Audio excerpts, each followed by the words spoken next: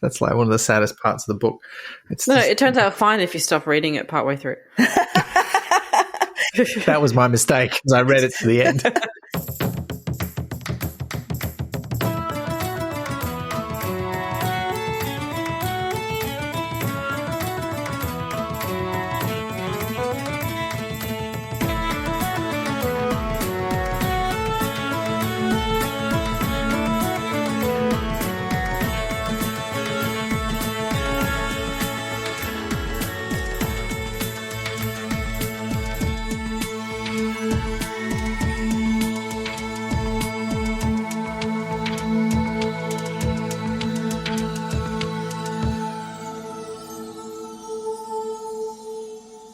Hi, I'm Elizabeth Flux. I'm Ben McKenzie.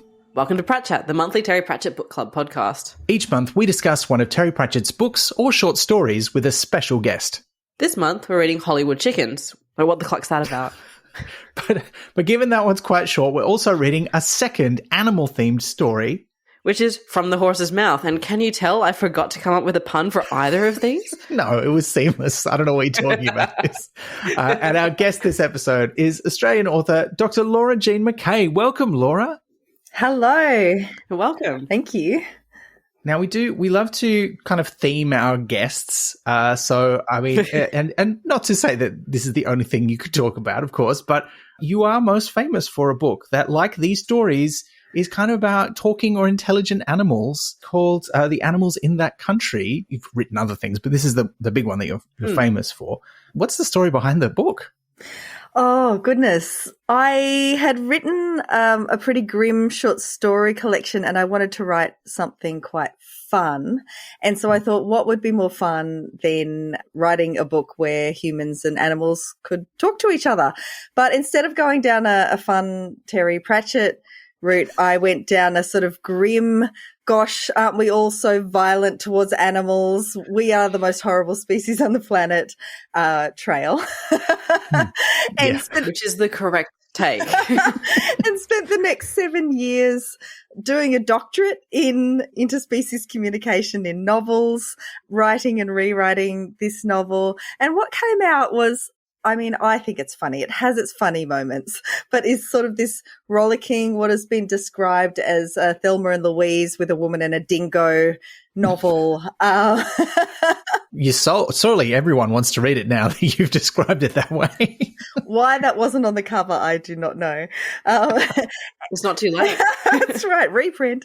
And it's a story about a woman who really likes her smokes and her drinks and has trouble with other humans, and a dingo who is having a bit of trouble of her own. And there's a pandemic that comes along that allows humans and other animals to finally communicate with each other. And so this woman and this dingo go on a road trip through Australia, having a chat and redefining the species barrier.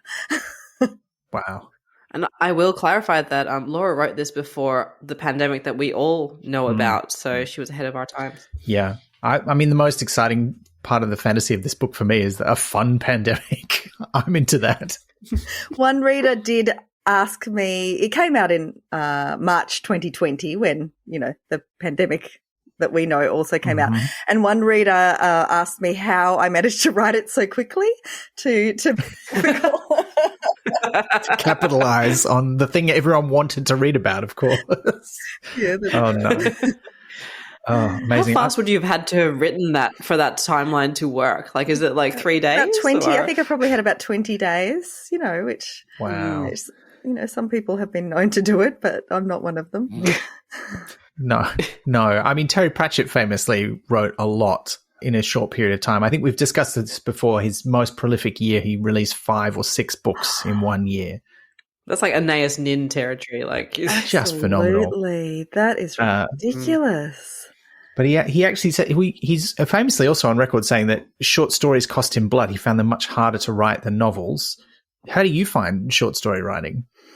I think I just see the world as a series of short stories. And so for me, it's just a natural state of being. It's the only art form that I've found in which I can express myself. I don't know what that says about my neurospicy brain, or the way I, conduct my relationships, or myself in the world. But I find it a really, really enjoyable form. It doesn't mean that they always turn out the way that I think they will, or that, they're necessarily completely satisfying, but it is my natural state. I think with a novel, that is blood for me. Every line is hard, but it's also very satisfying to come out with a great big whack of a narrative, that goes on for ages. Yeah, I think so. And that's exactly what we're not talking about today.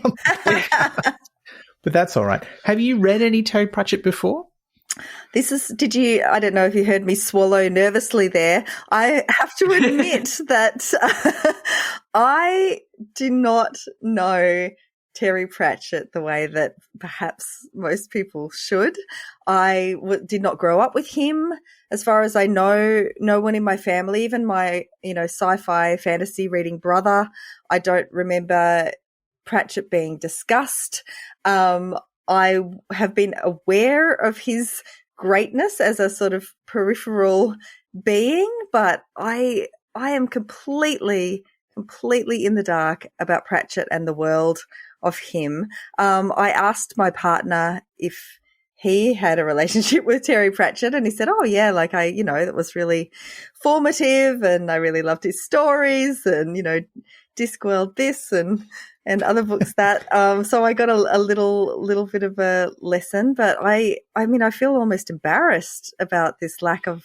No, not at all. No. Well, we love actually having. This is a weird introduction to it, actually. So please do not take these as indicative of his other work.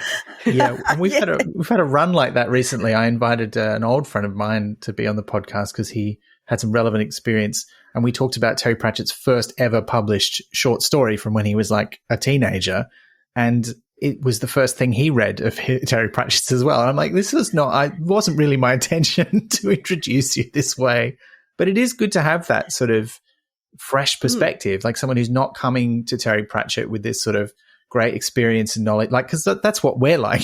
We've read so much Terry Pratchett, we can't think outside the Pratchett box anymore. So it's nice to have someone. We can do the secret high five. It's fine. You don't have to do that. Exactly. You may have found the last person on earth who has come to Terry Pratchett in their middle age. I might be and you've broken me. Look at what you've done. You've started something. Oh no, it's happened. I mean, I'm going to draw. This might be a long bow, but there is a sort of vague connection between you and Terry Pratchett, because one of the people who most inspired him to be a science fiction writer, because he started out wanting to write science fiction more than fantasy, was Arthur C. Clarke, who he met at a science fiction convention when he was a teenager. And it was sort of standing next to him, I think, in the toilets, where he was like, "Oh, he's just a regular person. That means writers are just regular people. I could be a writer." That was kind of one of the things that convinced him he could do this as a career. Now, I don't think you've ever met Arthur C. Clarke, but you have won an award with his name on it. I have not met Arthur C. Clarke, neither in just regular circumstances or in the toilet. And I just feel that the little I know about the little I know and have read about Pratchett, that just seems so wonderfully perhaps him to be inspired by someone having a wee and just going, yes, I too can do this. Yes. But that must have been an exciting moment, because the Arthur C. Clarke Award, that's a major science fiction and fantasy award. And you won it for The Animals in That Country. Did you expect that to happen? Was that a big surprise?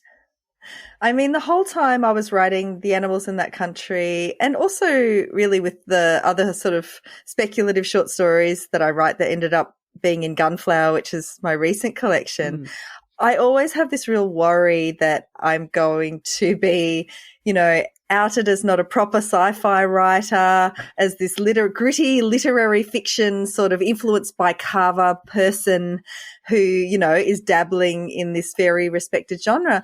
But what I discovered is that the sci-fi community are just such incredibly warm, inclusive in general. I mean, obviously there's a few dicks, but in general, as a community, they're very, very, accepting. And also they just like to read a lot. They consume books, faster than people like Pratchett can write them.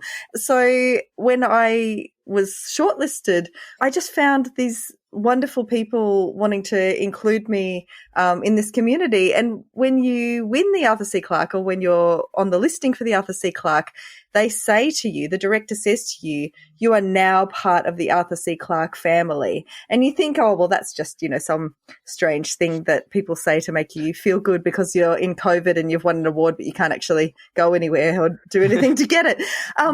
But actually this community has been so supportive, in the years after, and I've met them. We got together in London and, had a lovely nerdy time together. So it's actually a really beautiful award to win because you become part of something bigger than yourself. Oh, that's beautiful. That's wonderful. Yeah. And I love that. I think I'm just really tickled to hear you talk about like sort of coming from that more literary side of things and going, but sci-fi is such a well-respected genre that they might not admit me in, whereas normally it's totally the other way around, that we're thinking, no, these proper literary people, they don't want to know about sci-fi and fantasy. They think we're just for kids.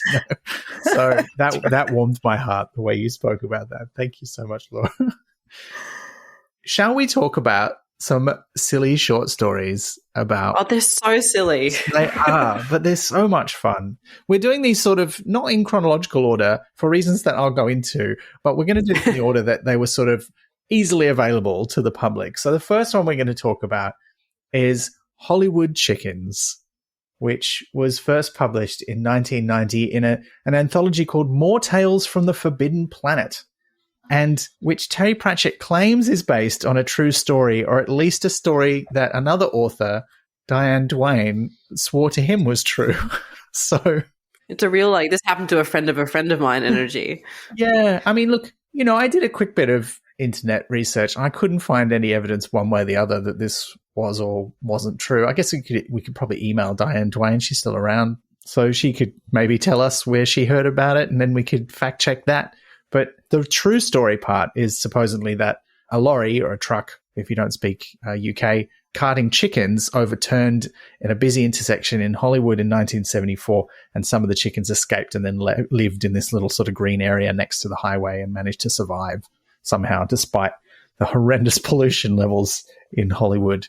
And that's kind of the genesis of the idea that became this story. This story takes that a whole lot further in some very fun ways. And I guess the first thing to talk about is the sort of way that this story is framed, because it's not told. Pratchett doesn't often write in the first person or from a particular perspective. Like, we get into his characters' minds, but he's very traditional kind of third person narrative, omniscient narrator. But, we get a point of view, but we don't have like a personal perspective, if that makes sense. Whereas this is clearly being written by someone who's part of the fictional world. Almost as like, I don't know, how would we describe? Is this a scientific report? Is it journalism? How would we describe this? It feels like a secret agent being like, this thing has like a X-Files. It feels like an X-File. It does feel like an X-File. That's a great way to put it. Like, looking back over all of the happenings, the strange happenings, here's all the facts we could gather before we put it to bed. Like, that's the vibe of it. I love that the very first line is, the facts are these, these are the facts. Yes. This really happened. There is no doubt about it. And then as the story goes on, I mean, I went into it because I will often just believe what people tell me, even if I know that it's fiction. Great, the facts are these. Okay, let's go. And then as it goes along, it just becomes weirder and weirder and more surreal. And you realize that it's impossible that this could be a factual story, but the way that he sort of frames the whole thing makes you doubt yourself, I suppose, and your relationship to chickens. What could be the truth of chickens? Are they hiding something? Is this a conspiracy? Yeah, that's the kind of vibe of it, isn't it? Even more X-Files. I mean, it seems like they are hiding something. It reminded me a lot of, as it went on, particularly of Ursula Le Guin's, the author of The Acacia Seeds, which is a short story about the poetry of non-humans. So she really, really goes into the poetry of ants and how they write their poetry on these acacia seeds. And there's a group of therolinguists who are interpreting this poetry. At one point, the ants are saying, "Up with the queen," which is seen as, really positive. Yay, the queen, let's go. But then the scientists sort of analyze this and say, well, up would be, a place of not safety for ants. It would be a place of great danger. So maybe they're trying to take the queen down. I may have actually got that wrong. Maybe they said down with the queen and it's the opposite way. But either way, the story just really goes into it hard. And I think there's this one point in the story where they talk about the very cold poetry of the emperor penguins and how nobody would really want to read it because it's so freezing and inaccessible. Whereas the ant poetry, everyone's interested in that.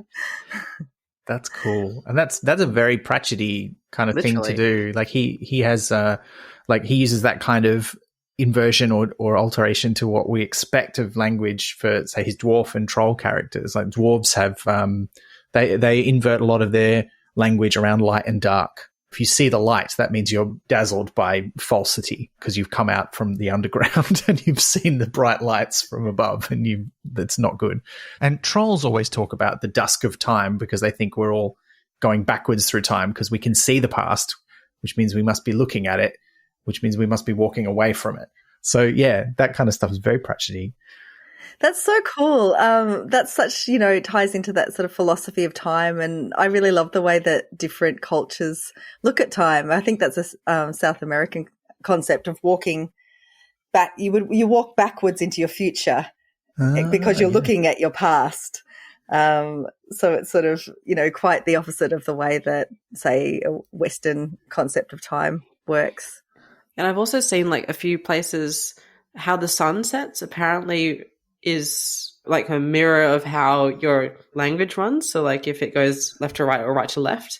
I don't know how accurate that is. There was a conversation I was having a long time ago, but apparently where you are in the world and how the sun sets can impact on how you talk about time, and also how some places have their language running. Oh. Wow. Yeah, right. Really inarticulate way to describe a beautiful thing, but the concept is there for Googling. It's blown my mind, Liz. So. I'm into it. I mean, and in this story, we have peck plus peck equals squawk, which I think, this was the first, beautiful. This was the first thing I made a note about. I was like, okay, I'm on board. I'm in. I want to know how these chickens evolve. And this is just such a beautiful conceit of this story is, you have a bit of this descriptive X-Files report, as you put it, Liz. And then we have this little snippets of, I think, look, a lot of Pratchett's writing is very cinematic. So I'm imagining this as if it was like a short film or something. And I can see we'd have these little cutaways to just the chickens scratching in the dirt and talking to each other and getting smarter and smarter and starting to draw diagrams. And this is the sort of literary equivalent of that, which is so much fun. I really love that aspect of this story too. It's like there is this sideways world going on in which the chickens are communicating, but we don't necessarily know what they're saying. And they're obviously becoming more advanced, or we're privy to their advancement in their communication. But it's a real sort of agency thing that he's doing. He's really giving the chickens their own thing. And just because we don't understand what they're saying, that's not pointing the finger at the chickens. That's sort of pointing the finger at us as, dumb humans who don't understand what the chickens are actually doing. Yeah. It's very cool. I think it's also quite fits in with Pratchett's kind of own philosophies, the sort of order in which he has them advance, I think, because we've got this first one where we have we have a bit of basic pecking and scratching and clucking. And then the next time we come back to the chickens, once we've established that they're still there, is they're kind of starting to develop basic maths and logic. And then the one after that is clearly the chicken equivalent of the 10 Commandments because they're numbered in Roman numerals, which I just, it's great. It's great. Bracket to keep it holy is just magical stuff. Yeah. But also bracket weird gurgling noise. Yeah. Yeah, that's the final one. Scratch, peck, crow, walk to keep it holy. Just that walk, very important to remember. Just great. There's a few turns of phrase, even in this early bit in the report sections, where I think Pratchett just can't help himself. He wants to put in some nice turns of phrase. And so when he's talking about some of these younger chickens that have tried to cross the road, because if you haven't conned on to this, listener, if you haven't read this story, it's entirely like, what if we took Why Did the Chicken Cross the Road, turn it into a ridiculous short story? But they're not just squashed. They're found laminated to the blacktop, which if you've ever been on a freeway and you've seen, animals that have been unfortunate, we know exactly what that means. But it's just such a nice, I mean, not nice, it's gross, but it's a great turn of phrase. Evocative. Yeah. Could I ask a question about Pratchett at this point? Yeah. Because when I realised not very far in that it was Why Did the Chicken Cross the Road as a short story based on a possibly false news item. And I thought, well, yeah, it's all very well to have that thought, I'm going to write a short story. Wouldn't it be funny to write a short story about what happens if chickens cross the road? But who actually does that? I mean, actually, we all have these thoughts as writers, but you don't go through with them. And so is this something that he does quite a bit? I reckon that's his thing to a degree, that he has an idea and he will just explore it on the page. And usually he explores it so well that it's worth publishing. So I would be like, because I don't know if you know this, in his will, when he died, he said that his hard drives all had to be run over with a steamroller so that none of his posthumous works would be published. So like all of this stuff has been published. I wonder what other ideas are out there that weren't. But yeah, to answer your question, I think that is kind of his thing. Like he has an idea. He's like, let's take it to its logical end.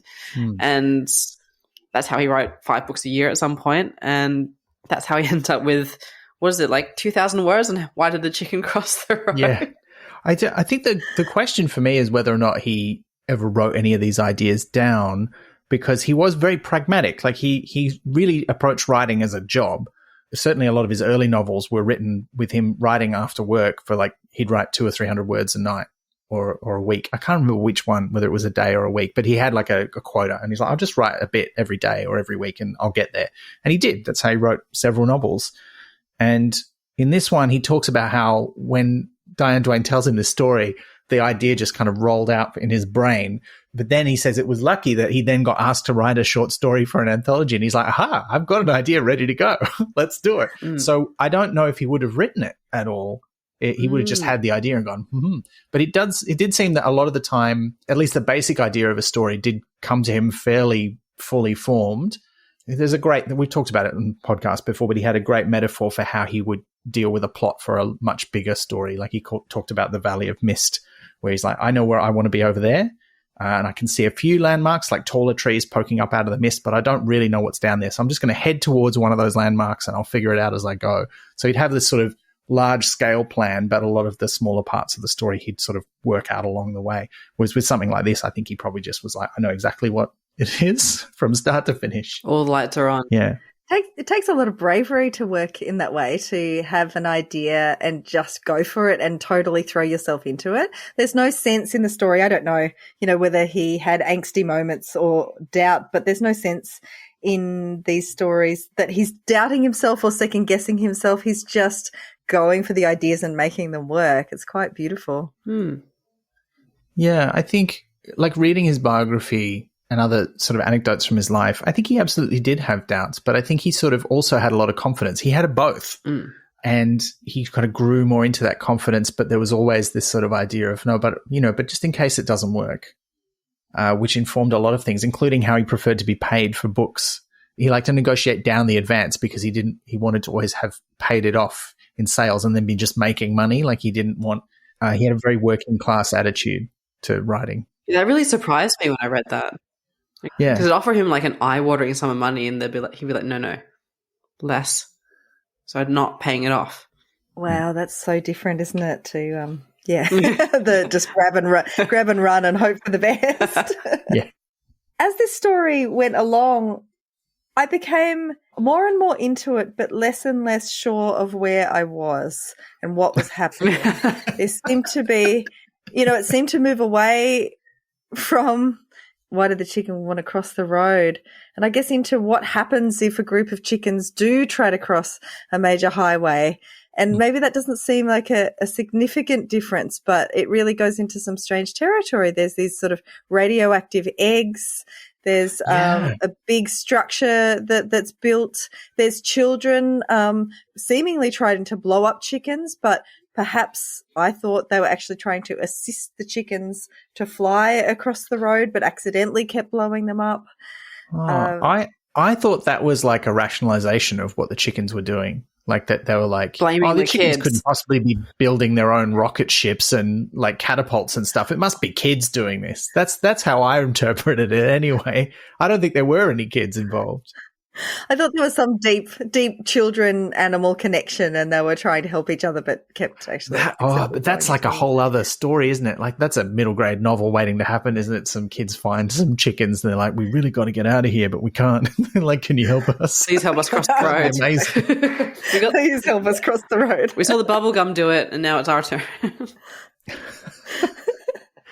That would be great. I would read I'd read that one. Yeah.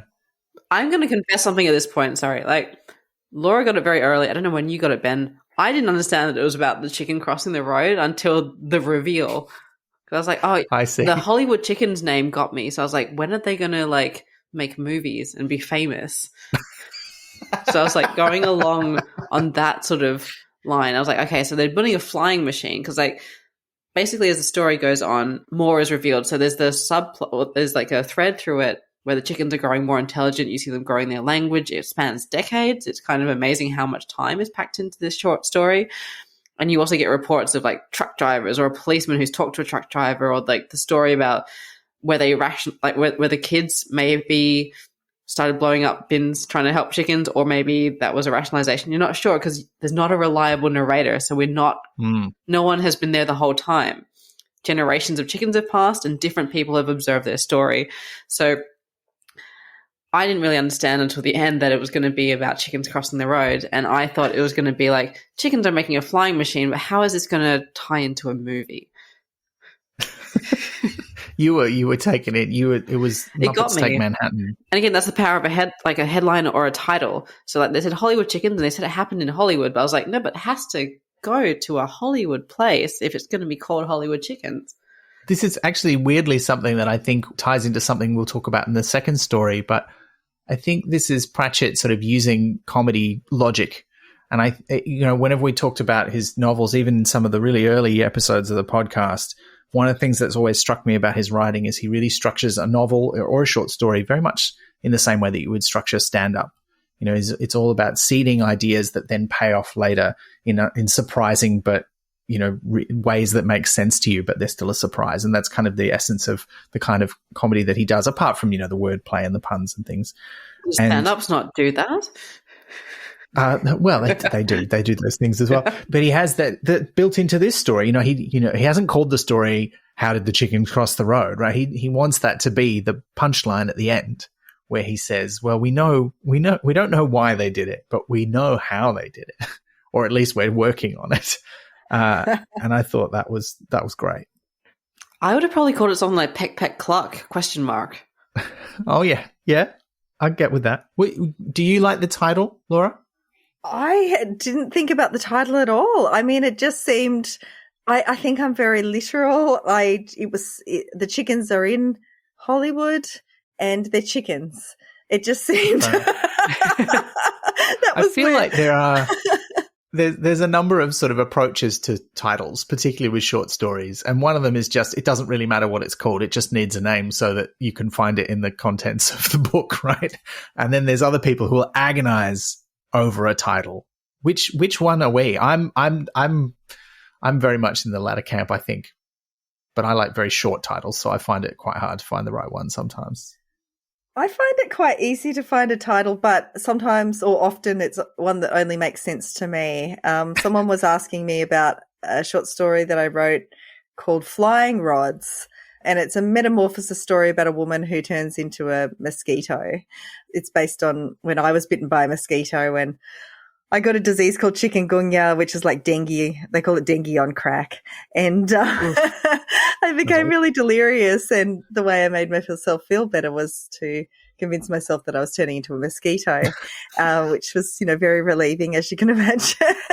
Yeah. And at the same time, I was studying sort of time and things like that in philosophy. And there's this concept which isn't really philosophical, but it's flying rods, where it's this concept, I'm not sure if you've heard of it, where for a while in photography, people would take pictures and they were convinced that there were these creatures that were sort of infiltrating their pictures, these sort of otherworldly creatures. They showed up as these little bright lights, but it turned out it was just, a photographic sort of glitch, and, in dark light, and when things move, they look like funny creatures.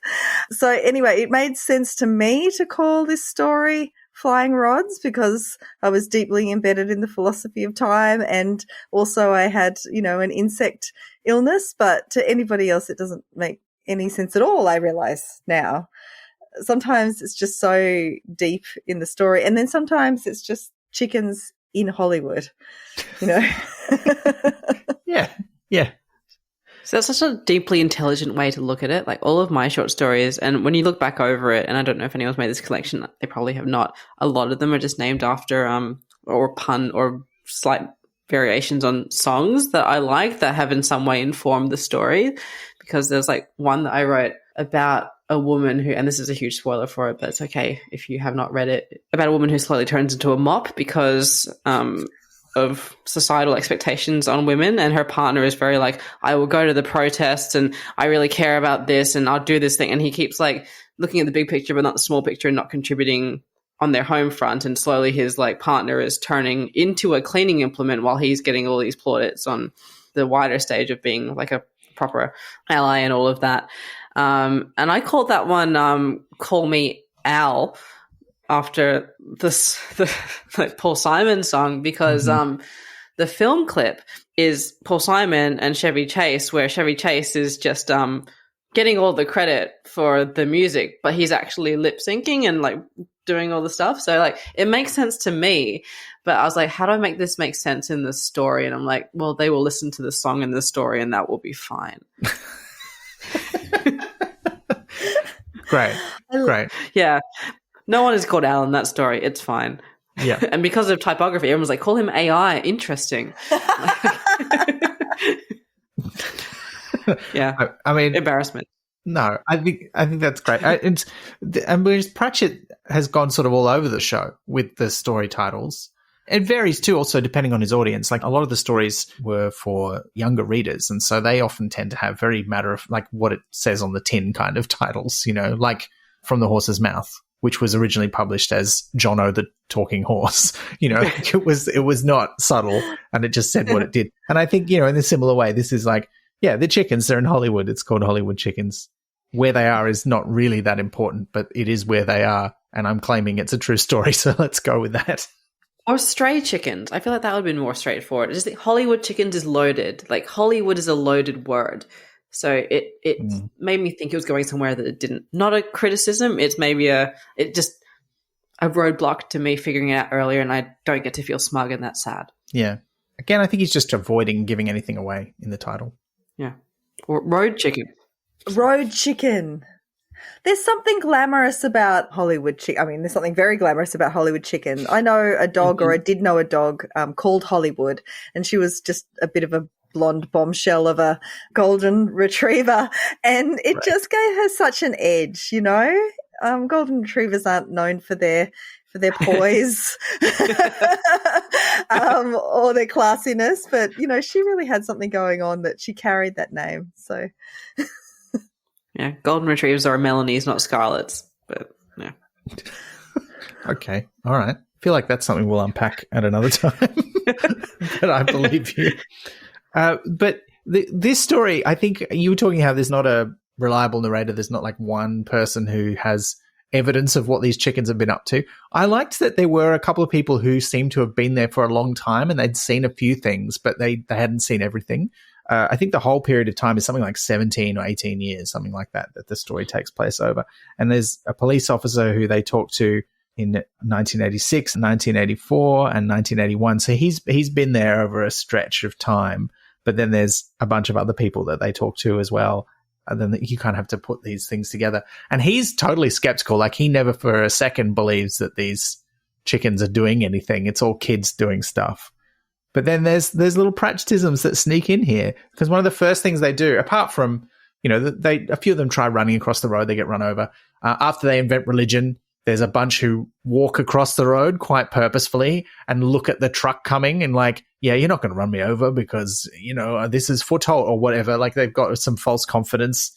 They get run over, of course. Those chickens, if there is a chicken afterlife, they would have gone straight there and they would feel validated in their actions. That's true. Well, there would be, I suppose there's a death of chickens somewhere out there.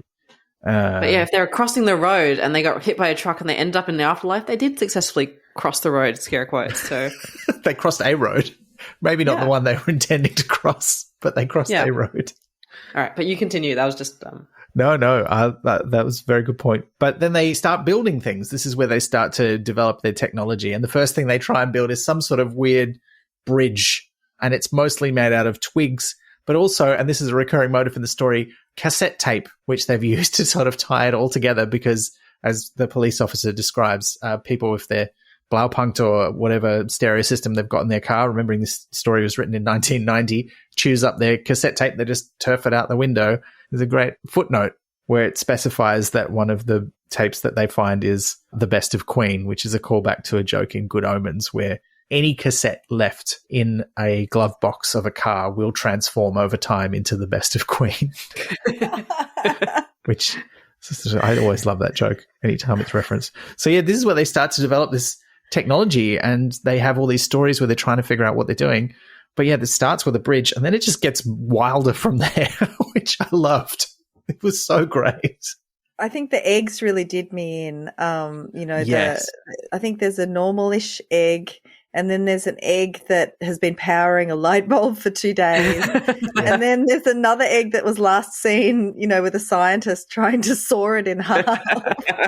Yeah, that was the weirdest part of the story for me too. And I'm curious to know what you think. So they, just to listen, to fill you in, if you haven't read the story, they build more and more outlandish contraptions. They build like some sort of ornithopter, like it's got flapping wings. They build some sort of rocket ship with parachutes attached so that they're hoping that they can blast across and land safely.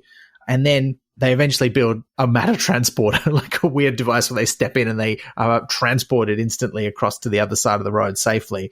But they leave behind some eggs, and these eggs have these weird properties. What do we think was going on there? Is that part of the process of evolution? Is it the weird effects of their science? Did some of these chickens have superpowers? What do we think?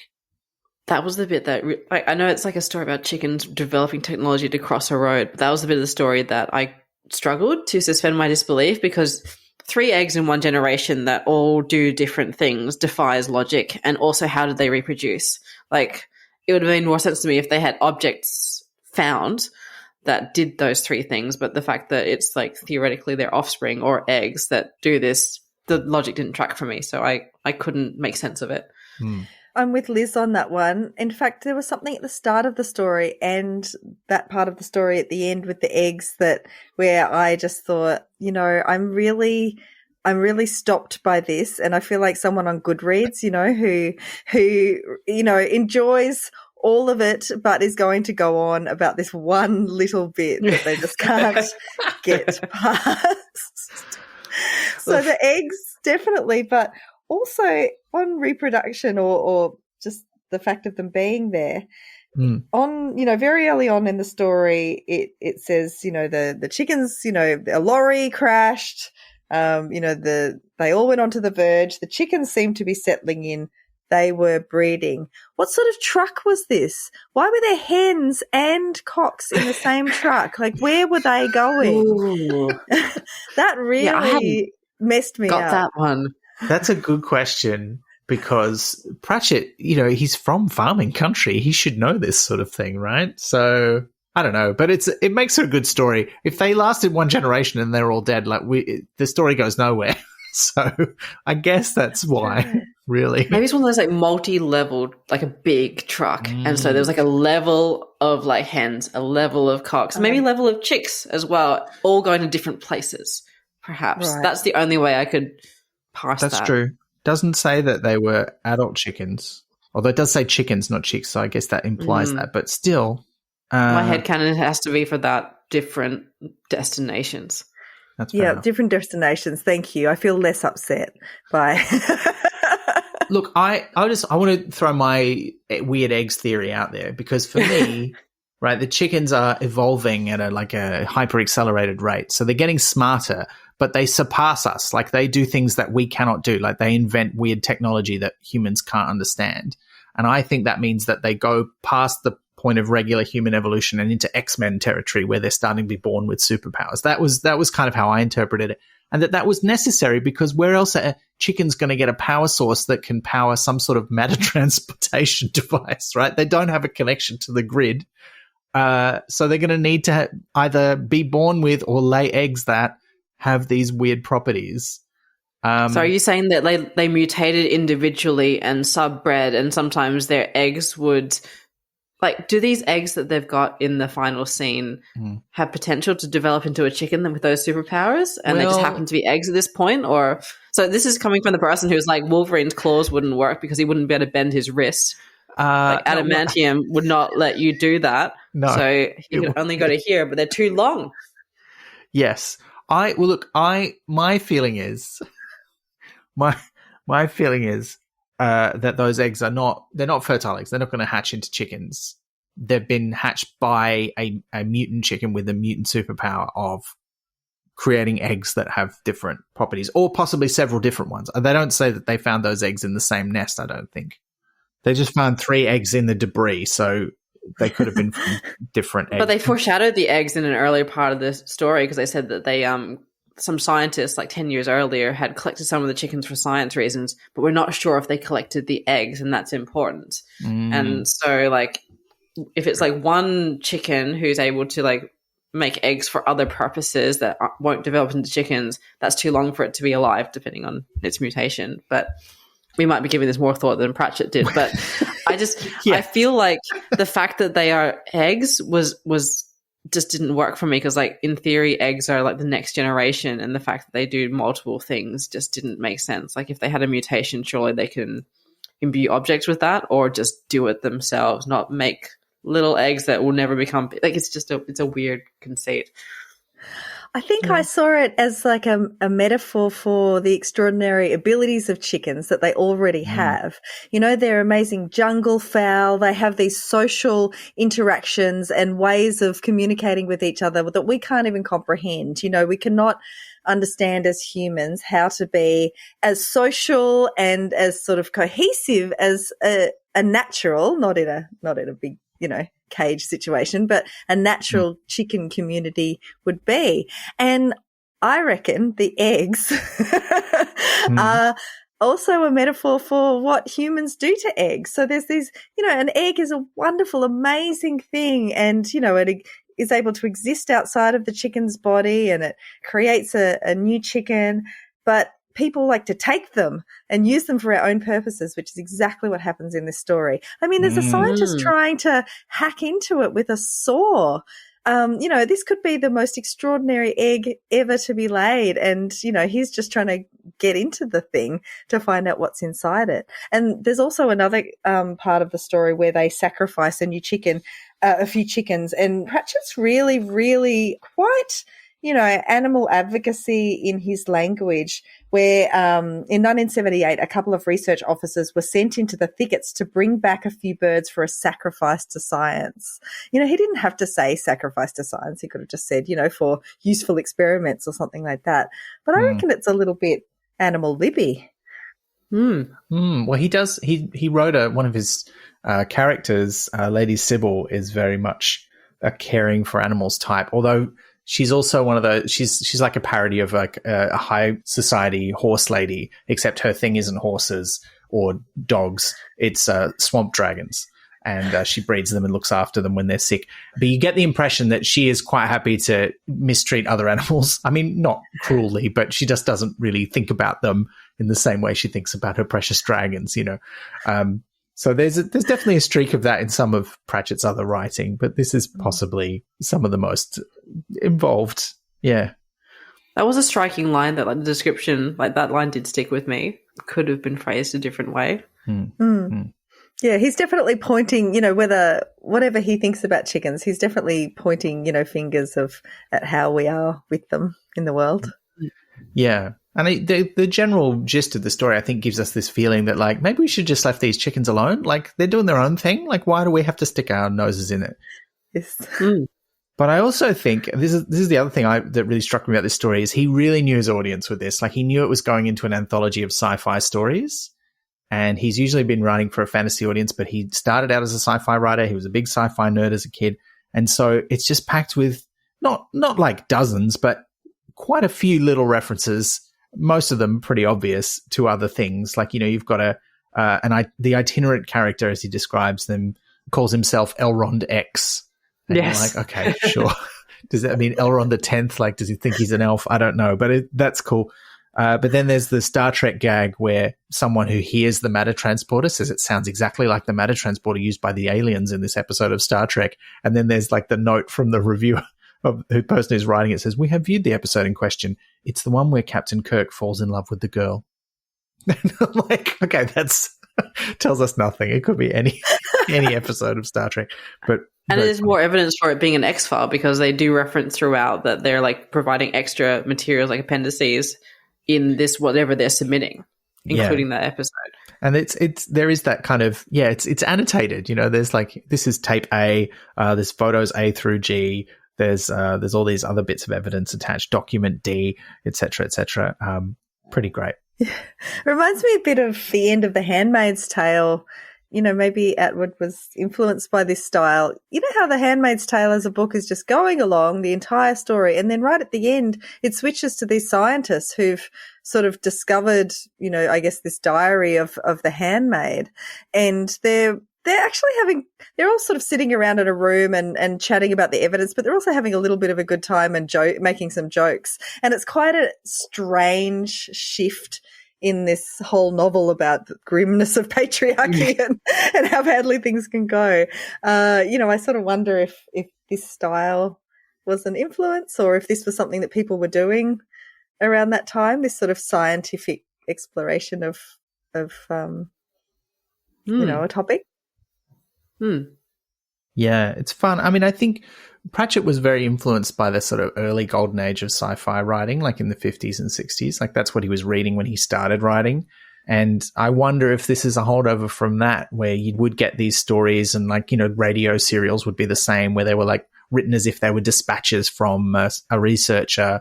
It goes all the way back to like Lovecraft would be writing like this, where someone's writing in their journal about their explorations and investigations and stuff. So a spooky thing happened. Racism. Yeah. Yes. Sorry to bring him up. There's a couple of things I just want to mention about this story. The book that it was originally published in did have internal illustrations. Each story was accompanied by an illustration. And while Josh Kirby, who was the regular cover illustrator for Terry Pratchett at this time, did eventually do an illustration for this story, and it was used as the cover of another anthology that it was published in, the original book that it was published in had an illustration by someone else entirely, a guy named Gilbert Shelton, who was part of the underground comics scene in America. And I don't think they picked him by accident, because he is one of the things he's most famous for, apart from, I mean, he did a lot of things, but one of the things he's famous for is a comic strip he drew in 1968 called Set My Chickens Free, which was very, very not like quite famous, to the point where someone set the text in it to music. Like, they made a song out of it.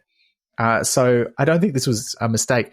And as far as I can tell, I haven't been able to confirm this, they didn't use an existing illustration of his. They got him to make a new one, but I don't know that for sure. So I would love to, if anyone's got a copy of More Tales from the Forbidden Planet, listener, if you've got a copy of it, I would love to know what that illustration is. I've not been able to find that out.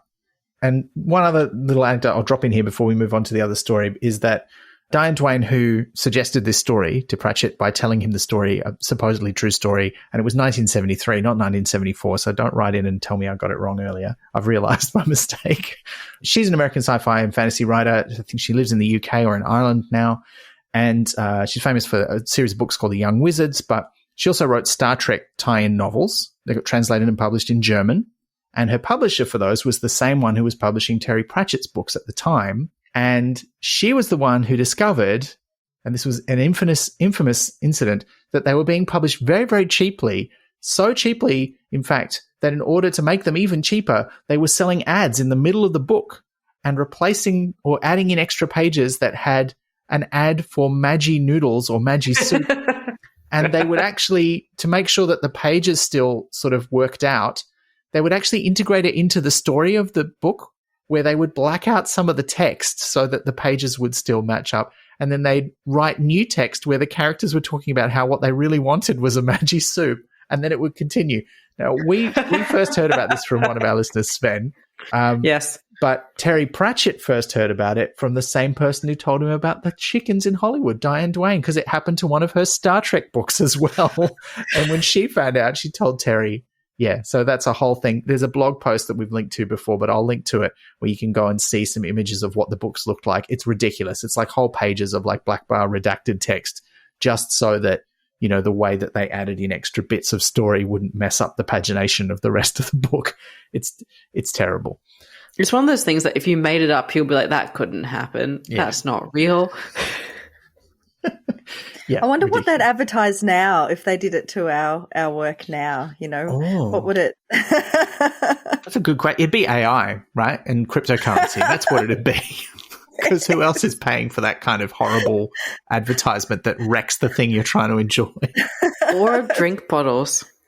Oh, drink bottles? Oh, you mean like a Hydro Flask kind of drink bottle? There's so many drink bottles. I feel like you're not getting the drink bottle ads. I'm getting so many drink bottle ads, even though I'm very hydrated. I feel like drink bottles is actually quite a big player on the advertising market, because they're like, why don't you get this one that can like keep your drink cold for 24 hours or keep it hot for 8 hours? Or maybe you want a handbag that actually can like put this drink bottle in it. Or do you want a drink bottle that has your name engraved on it in the glass?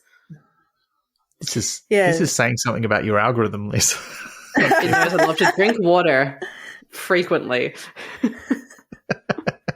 So you're writing a story about a woman who's turning into a mop, and you know how that translates in this sort of horrific domestic relationship, and suddenly she just really wants to keep her drink warm, and she doesn't know how, but then she realizes it's time. Amazing. Look, I don't know that there's too much more that we have to say about this story, but are there any other like favorite bits or little jokes or details that we want to bring up? I feel like I need to just mention a couple of the other things that the chickens say, including cogito ergo cluck. That was pretty great. Is that I think therefore I cluck, or my Latin is very yeah. And just the evolution of their thought as it goes along, I thought that was great. And they have these little things where they're riffing on human things. Like if Cluck were meant to fly, they'd have bigger flap. It's a small scratch for a cluck, giant flap for cluck with a capital C. Like just stuff like that is pretty great. And then it starts to get into the algebra and the science and stuff. I thought that was pretty great. I feel like you're loving the chicken section very specifically, Ben. Well, there's lots of good stuff in the rest of it as well. I like the names that they come up with for some of the things. Like they call the final device that they build, they refer to as the assemblage with a capital A, which I thought was quite nice. Love a good capitalized noun. And again, they refer to it being held together with cassette tape, being the best of Queen. And then when they talk about the fake paper at the end that maybe explains why these chickens evolved so quickly, it's called Exaggerated Evolutionary Pressures on Small Isolated Groups Under Stress. I thought, is this how you get X-Men? Don't know. Maybe. I just really like how we're never allowed to forget the chickens. Like it goes into all this, you know, scientific sort of exploration and, you know, lots of theories and evidence presented. And then every now and then there's just cluck. Like, we're never allowed to forget that these chickens are there, just doing their thing, possibly just having a scratch and trying to eat some bugs. I do like the dialogue with the police officer. Like he forgets about the chickens. He's just talking about the stuff that is found. And then what? Oh, yeah, they were also chickens. They were all smashed up. And you're like, yeah, the researchers actually they know that the chickens are behind this, whereas he's completely oblivious to that. So they have to remind him. But what about the chickens? Did you find any chickens? I thought that was great. And I know you both caught the chickens crossing the road thing much earlier than me, but I did really enjoy that this story was all about extremely complicated, grand, multi-generational plans to enjoy something arguably quite mundane and ordinary, which is nice. It was kind of like, okay, we're going to do some hardcore science. We're going to sacrifice a lot of people along the way so we can enjoy the other side of the road a bit more peacefully. And that's kind of nice, but also horrifying. Yeah. It's also very grass is greener kind of thinking, though, because they do say at the end, well, we'll just have to see how they get back. Right? Yeah. Do you think the chickens would top their previous effort? I reckon it's going to split into like over time. It's going to be a few chickens on lots of verges because they'll have disagreements about which verge to go to. And no one's going to be better off than any of the others, but they won't feel like that. Will it escalate to full-on chicken war? Probably. I mean, it's like a slow sort of sci-fi chicken war. That translates well to a podcast. I was like, there's a indication of it going up and amping up a little bit more, but it's also going down in terms of ethics. So, well, maybe then this is a good point to move, if we're talking of chicken ethics, from the ethics of chickens and their technological advances to the ethics of what if you owned a talking horse? That classic ethical conundrum. What I'm trying to say is it's time to talk about the other story, right? Now that of course. Yeah. Why? No. So actually, this is a question I'm interested in your opinion, because when it comes to talking animal stories, I feel like the top two kinds of animals that talk to humans in those stories are dogs and horses. Why is it? I mean, dogs I can understand, right? Because dogs, they're man's best friend in inverted commas, right? Very intelligent. They hang out with us all the time. Why horses? Why do we think talking horses are so popular?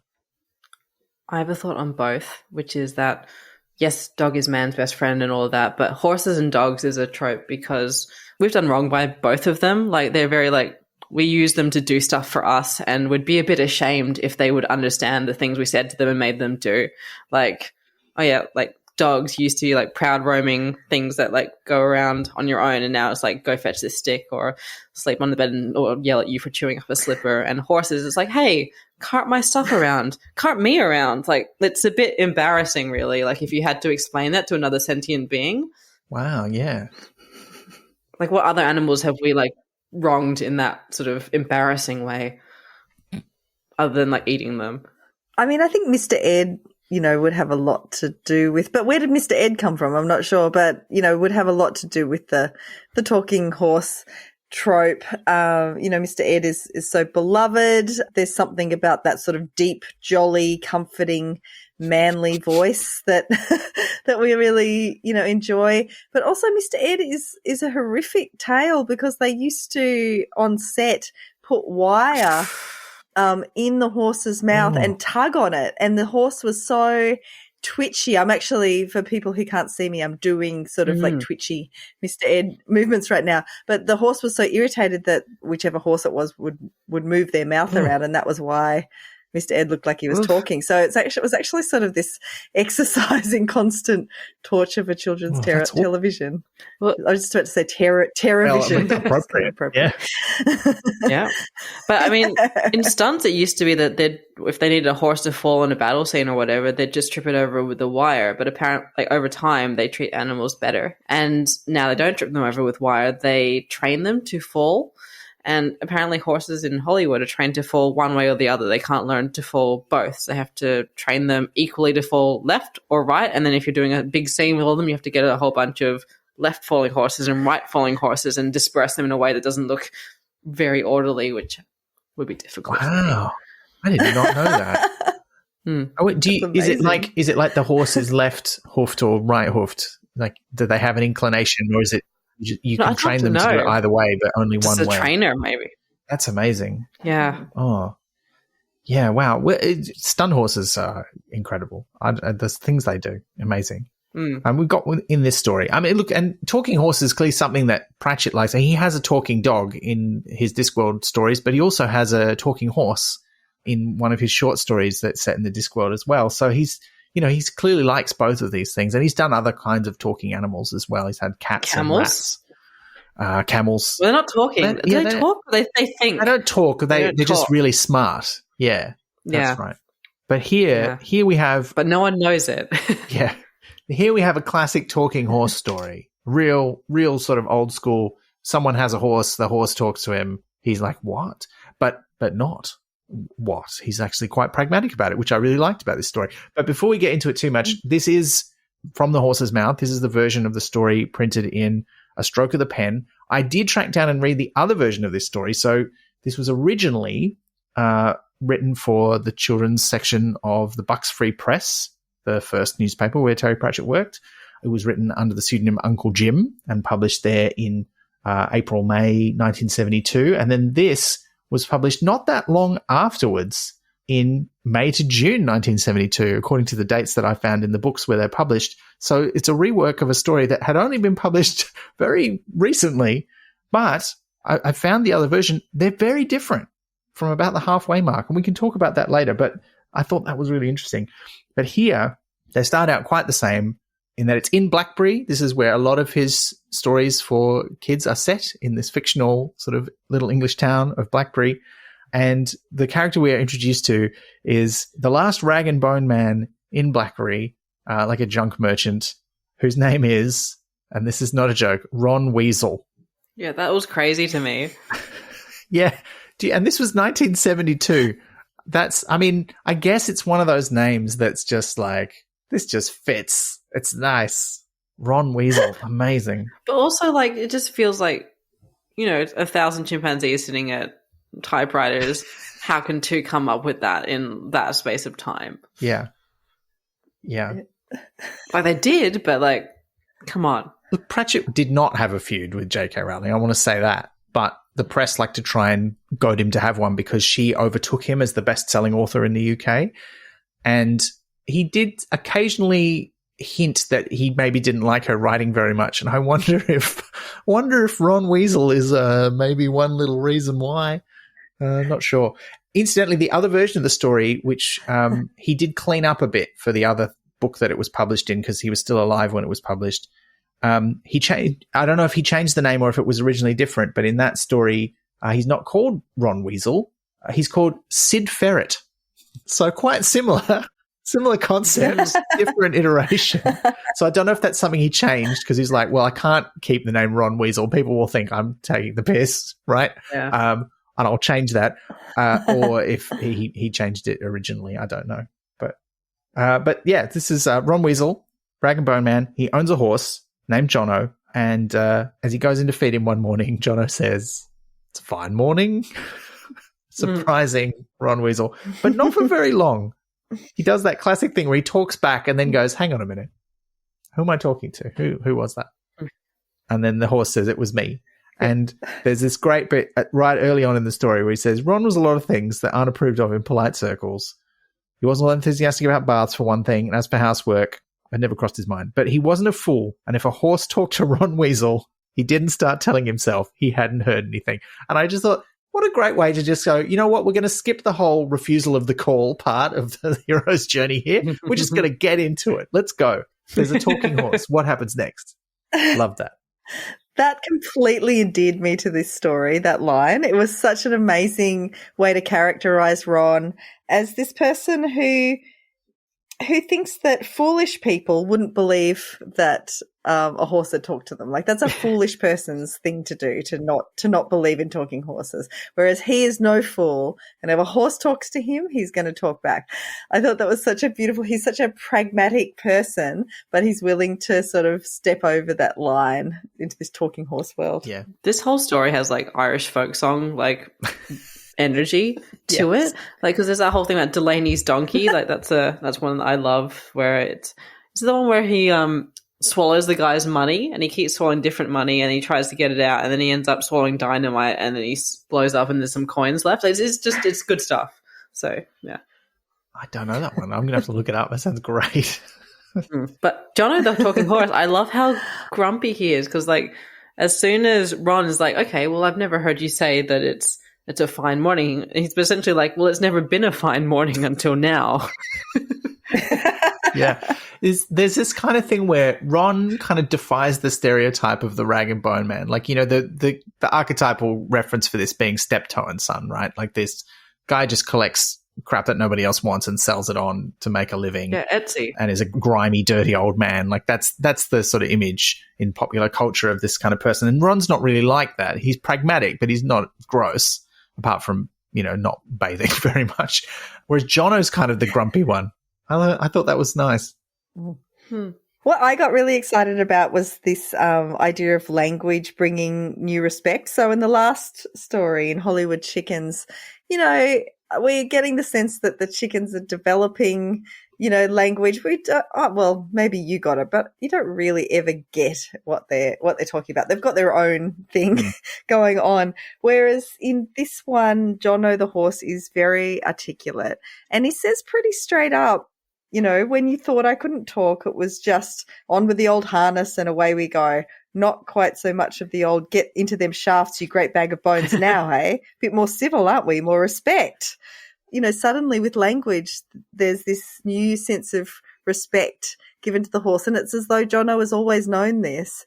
He's just been, waiting for the right time when he's just had enough. And now he's going to bring out the language. And you see that later in the story when he just stops talking. He's got what he wanted. He's negotiated his terms. There's no use for language anymore. He can go back to his horsey ways. It is not the same thing at all. But I don't know if you have experienced speaking a second language that you don't look like you should be able to speak. And sometimes you will hear people talking about you and you sit there and you go, do I let them know? How long do I just sort of go with this? Like, when's the right time to tell them? Is there a right time to tell them?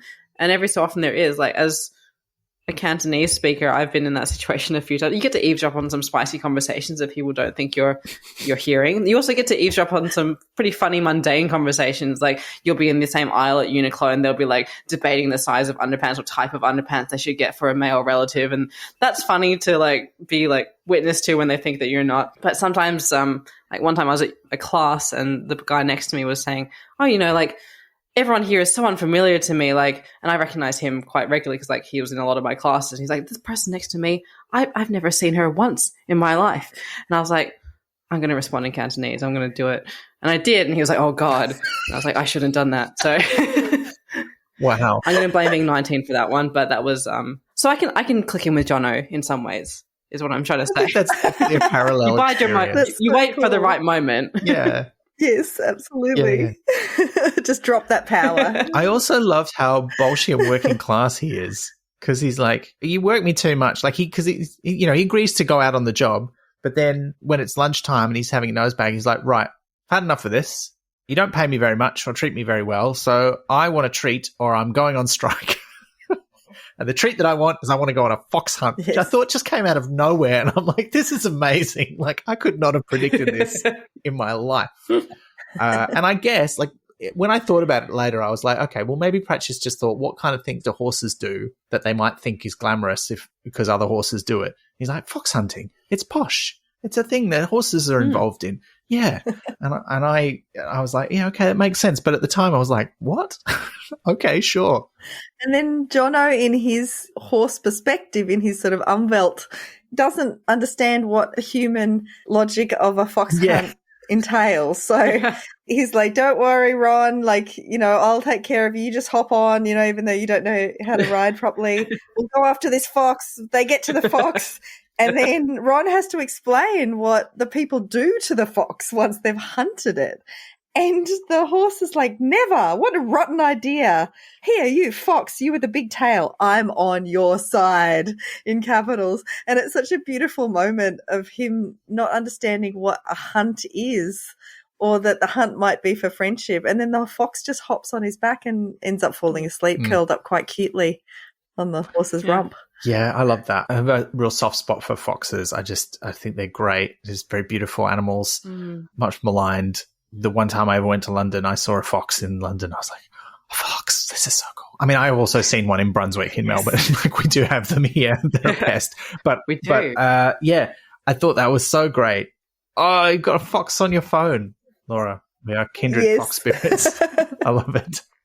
But yeah, it's just such a touching moment where he's like, what is wrong with you people? And also, a bit of a shift in attitude, because up until then he's just like, I'm just here to have a fun time. And so when Ron's getting a drink before the hunt starts, he's like, I'll have a pale ale and a pail, like a stupid joke with some rhymes. And I think it's probably relevant to remember that these stories, they were written for kids and they were written in parts. So they were released, like over 5 or 6 weeks in 5 or 6 different parts, depending on which version of the story you were reading. And at some point, I don't know if he was still doing it when these ones were published in the 70s, but certainly when he started out in the 60s, Pratchett would sit down of an evening and write the next part of the story, and then it would go out that week. So, he's only writing probably 100 words or something for each part. But it comes together. It doesn't feel like that. Like some of the other ones that he wrote, particularly the earlier ones, you can kind of tell where the parts were. Here, I think you'd have to sit down and figure out how long it is and divide it up to figure it out, because it just feels like quite a seamless, fun story to me. It does. It feels much more coherent and, I guess it's a terrible maybe thing to say, but well written compared to Hollywood Chickens, which is a lot more disjointed and seems a bit more random to me. This is a bit smoother. Yeah. I might be, partly that's probably his audience. Like he's like, I can't do anything too weird or the kids won't get it. Whereas I think in Hollywood Chickens, I think he might, my feeling is he was doing that on purpose. Like he was trying to make it weird for the audience. Whereas here, No, it's like the thing I've said previously about Philip K. Dick, who I love his work and I will just absolutely vacuum up any of his short stories, but they feel like his ideas are running so much faster than he can keep up with them. So you will have a great story that could have been written much better, but it's still fine because it gets this idea across. Hollywood Chickens feels like an idea that you're like, I love this. I'm just smashing it out. I'm getting it there and I'm done. And that's perhaps why he revised it a few times so close in timeline, whereas this one, it feels like he's like, okay, I've got a couple of weeks. I'm going to spend a little bit of time on this one, spend a little bit of time on this, and then just make it all a bit. You can feel the difference between the two stories, the pace that went into them, I think. Absolutely. When I return to Philip K. Dick, I'm always a little bit jarred. It takes me a moment, if it's been a while between stories or books, it takes me a while to get used to that style again, that very sort of stark style. And I think it was on the second reading of Hollywood Chickens that I started to warm to it a bit more. It wasn't as jarring. It was more ideasy. Whereas From the Horse's Mouth feels quite warm. It's quite character driven, I suppose. There's quite a lot of heart to it. Yeah. And he's been writing, like in 1972, he's been writing kids' stories for at least 6 or 7 years, I think. I think he started in like 1965 or a little bit after that. So he's got his eye in, like he knows what he's doing. And his first couple of novels are out by this stage too. At least the first one has come out. So it's before the Discworld. One of the things, though, I will say is that reading the other version, which he did touch up a bit in 2014, the big thing that's here is that some of the jokes are not as polished as they could be. And I think that's the thing that he did, like just a little light touch. Like, for example, one of the ones that I definitely noticed is when they're doing the fox hunt, Jono's like, I hate dogs. As long as there's no dogs there, it'll be fine. And Ron's like, I think there'll be a few dogs there. It's a fox hunt. He doesn't quite get it. And that line's fine. That joke works really well. But then when they're running and they realize that he's got to rescue the fox, the dogs are still chasing him. And in this version of the story, it says he's aiming kicks at the dogs. Like, it explicitly tells you what's going on. And then Ron says, I don't think you're supposed to do that. Whereas in the other version of the story, he's running away from them and he's like cursing the dogs. And then Ron's line, or not Ron, Sid's line is, I don't think you're supposed to kick them, right? So he's moved that bit of information so that it's more of a punchline and a surprise. And it sort of hits you as like, he hates his dogs so much, he's kicking them out of the way, right? And it becomes a punchline. So there's little things like that he changed, I think, in the later polish that aren't in this version, because this is the same as it was published in 1972. They haven't done anything to it because they found it after he died. So they're like, well, this is it. I just feel like it's the distance between the brain and the fingers again. Like when you're doing your first really enthusiastic draft and you just smash it out and all your ideas are there and you can't really see anything to change initially because it's too much the same. So if you go back to it later, you can see what to polish or to move or to remove or to add. So I think that's what we're seeing here. Yeah.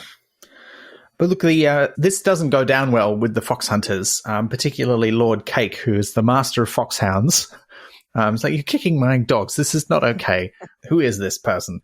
he's very angry, and then he's gone red with anger, and then he goes purple with fury. There's a lot of nice, like, but it doesn't matter. but it doesn't really matter since he doesn't come into the story again. Yeah, that was quite funny. I thought that was just a good wink. Yeah, he does that with these kids' stories every now and then. He's like, you're reading a story, right, kids? And that is the kind of thing that blows little kids' minds, because they're used to just a story just being a story told to them. And when someone starts to comment on the artifice of the story in the story, they love it. They're just like, what? What do you mean the narrator's winking at me? How do you know I'm reading your book? They're like, this is amazing. So such a great thing to put in a kid's story. It's like baby's first interaction with meta. Yeah, exactly. But yeah, he's angry, and so they escape the fox hunt, and they're like, "What are we going to do now?" And Ron's like, "I just want to go home." And Johnny's like, "No, I'm having a great time. Let's have some more adventures." And they happen to come upon the race course. Now, I got a bit worried about this. I was like, "Oh no, what's going to happen?" Like, because this could go very badly. But it doesn't go very badly. It's kind of a nice story, because he decides, I fancy being a racehorse. I could be a racehorse, even though he's like a massive cart horse. They describe him as being huge. And so he goes in and has a chat to the other racehorses. And I thought that was quite a nice touch. I wasn't necessarily expecting that to be the case. And they talk in horse whispers. At that point, the English drops out and they're having a chat in horse, and Ron can't understand their secret language. It's quite cool. It reminds me a lot of Suniti Namjoshi's The Conversations of Cow, which is such a cool book about a woman and a metamorphosing cow. And basically it's a book-length philosophical discussion, and the cow keeps changing. At one point, the cow changes into a woman and becomes Suniti's girlfriend, and then changes into a man, and Suniti's really really unhappy about that, and changes into a robot at one point. But as a cow, she has this deep friendship with a group of lesbian separatist cows, who've founded their own society, and they've taken power over their milk and everything. And every now and then she'll sort of, go into the paddock and have a bit of a chat with them. And it moves into this secret sort of cow language that the human isn't necessarily privy to. It's quite cool. I would like to know if she was influenced by any of this sort of stuff as well. It seems reading. I mean, now you've opened up the doors to Pratchett for me. I'm realizing, maybe what his influences were, stuff that I've read that he's drawing from, but also who he might have influenced, who came later. It is funny because you're making my reading list so long right now, which is great. Yes. Well, this conversation, though, I thought this was quite cute, is that it basically he says to them, I want to be in the horse race. And they're like, yeah, sure, no worries. And so he just gets in the horse race, has the horse race. None of the humans are okay with this. And there's...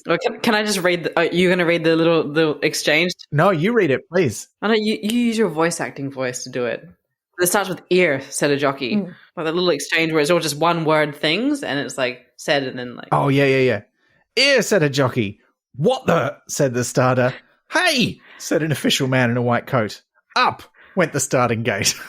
That was so great. That's the bit. Very, very I love that so much. I got so excited about that bit because of the privilege that he's giving to the non-human. So, the jockey talks and the starter talks and the official man in the white coat talks and the starting gate talks. Up went the starting gate. It's so cool. And there's no distinction except for some talking marks between the humans and the gate. Yeah, it's beautifully done. Like, it's just subtle, but it's good. Like, because they just follow that pattern, and that just puts them on an equal footing, and that's beautiful. Yeah, that is really lovely. And then as they run, the other racehorses, they just slow down and have a bit of a munch on some grass, and he just sails past. And Ron's like, how did you manage that? And this is their like Melbourne Cup in Blackberry. Like this is not just a normal everyday horse race. It's like a big deal horse race, like their annual fancy horse races. The Gritshire Handicap, it's called. Yeah. And again, this is like a series of place names that he uses for a lot of these children's stories. So the Blackberry is one of the towns. Gritshire is like the local sort of area, and the name of another neighboring town. So it's it fits in kind of nicely there because lots of weird things happen in Blackberry. But then he wins the cup. But what he says is, they said it was the least they could do for a poor horse that had to spend his life dragging a big heavy cart round on hard streets, smirked Jono. I'm like, I'm just imagining him looking over his shoulder, like with an evil eye, like narrowing his eyes at him. Yeah, it's just, they thought I deserved it because of how you treat me. It's like, yeah, nice. Yeah, don't try and take my cup from me. You know what you did. That's right. Yeah. And then, it ends pretty straightforwardly. Like, he wins the thing. And then he steals the cup from the official guy and they run home. They go home with it because Ron's like, let's go home and I'll return the cup tomorrow. And John's like, no, you won't. They won't believe what happened. Just let me keep it. It's mine now. He says, I want it fair and square. Well, more or less. Like maybe I cheated a little bit, but hey, look, the other horses didn't win, so I'm the only winner. And then this is where, he goes quiet the next morning, although he does not let him take the cup away. No, Ron tries to take the cup and then Jono stamps lightly on his foot. So he's not communicating. He doesn't need to say it anymore. He just uses his big horse foot to communicate very clearly. It's my cup. The fox is sleeping in it. They're obviously best friends now. And yeah, that was great. I thought that was very cute. And it's just such a nice end to the story. He's like, like you said before, I got what I want. Like, he's learned his lesson. His life's going to be good now. Got a bit of respect. It's beautiful. It reminded me a lot of George Orwell's Animal Farm, in which, as people know, the animals start talking and take charge. So everybody will insist that this is a metaphor for, Stalinism and it's a complete metaphor, which is true. But also there's a Ukrainian edition of Animal Farm, and in the preface, Orwell says how he saw a tiny little kid whipping a big cart horse brutally. And he looked at that and thought, if that cart horse knew his own strength, he would be able to rise up perhaps with other cart horses and, overcome this tiny little oppressor. And he related that to, the proletariat. And if we all got together and rose up, we could do amazing things. So it's that thing where these animal stories can be a metaphor for other things, but they can also just be stories about animals reclaiming their strength. Yeah. 100%. Oh, yeah. You mentioned Animal Farm, and now I'm thinking about the horse in Animal Farm who's like, oh, no. That's one of the saddest parts of the book. It turns out fine if you stop reading it partway through. That was my mistake because I read it to the end. Did you make up your own happy ending for Animal Farm, Liz? Oh, he escaped from the truck on the way to the glue factory. It's okay. Like, it's all good. Like, you still get all the punch of the story if he's sent there by his brethren, but if he doesn't end up there, he still gets a happy ending. You needed to add in a footnote, like in Good Omens, about what happens to the other baby. I won't say any more because I don't want to spoil it for you in case you're going to read it, Laura. But Boxer escapes on the way. Basically says, "Don't worry, this is fine," even though it probably isn't. But that's what you need in Animal Farm. What happens to the other baby sounds very ominous indeed. It does, but the footnote makes it clear nothing bad. Okay. So it's all okay. Anytime anyone mentions Animal Farm, that it always reminds me of Adrian Mole. I can't remember which book it's in, where he's in a book club and he absolutely does not get Animal Farm. He takes it as a literal story about animals, and he's like, it's dead symbolic. It's dead sad.